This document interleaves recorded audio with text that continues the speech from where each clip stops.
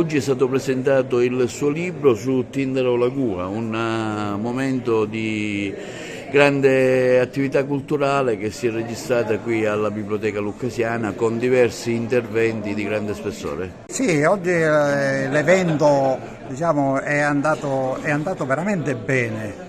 È la seconda volta che io ad Agrigento presento il mio libro, perché alcuni anni fa ho presentato anche Il Fabbro e le formiche, un libro su Domenico Cigna, un penalista del Foro di Agrigento. E adesso questo è il secondo evento culturale che vede protagonista una mia opera letteraria. Io mi auguro che perché verrà letto, che i lettori possano trarre quel profitto che ogni autore si augura che venga tratto dal libro da ogni lettore. Beniamino Biondi tra i relatori di questa interessante presentazione del libro di Diego Laguagnina su Tindaro Lagua. Sì, questo volume di Diego Guadagnino è una ricapitolazione estremamente interessante sul tema dell'identità, in una storia in cui le identità personali rimbalzano sino a sfumare e a diventare esattamente contrapposte all'idea originaria dell'essere umano. È un romanzo sulle identità frammentate e sul modo in cui questi rovesciamenti possono ancora oggi suggerirci qualcosa su ciò che siamo e sul modo in cui rapportiamo l'essere umano al mondo. È un romanzo che nasce da una trama di natura poliziesca, ma si sviluppa sostanzialmente come un vero e proprio racconto filosofico, ed è proprio nei meandri e nelle tessiture di questo racconto che Diego Guadagnino riesce a strutturare un'opera molto innovativa dal punto di vista linguistico, ma direi anche interessante e suggestiva dal punto di vista dei contenuti culturali che essa può veicolare.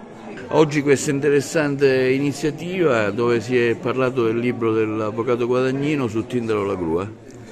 Il mio intervento non sarà specificamente sul romanzo, ma sulla biografia, formativa, culturale, sul percorso culturale dell'autore. Perché questo?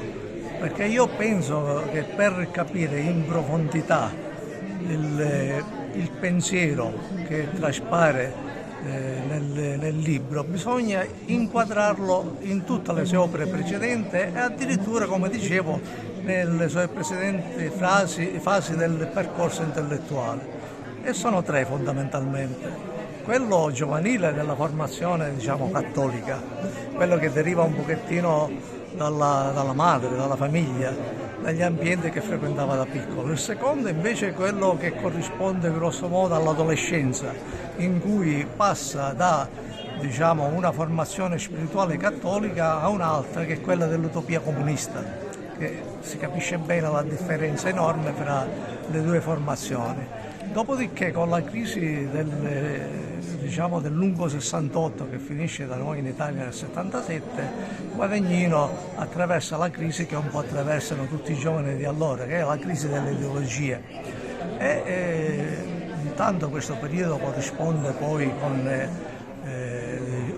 l'inizio della sua professione di avvocato, e quindi questa è una professione che lo assorbe fondamentalmente tutto il suo tempo. Però nei ritagli di tempo fra un processo e l'altro trova lo spazio per un approfondimento culturale e quindi per la costruzione di una sua visione del mondo nuova, una visione del mondo che ha come riferimento un filosofo che è Spinoza.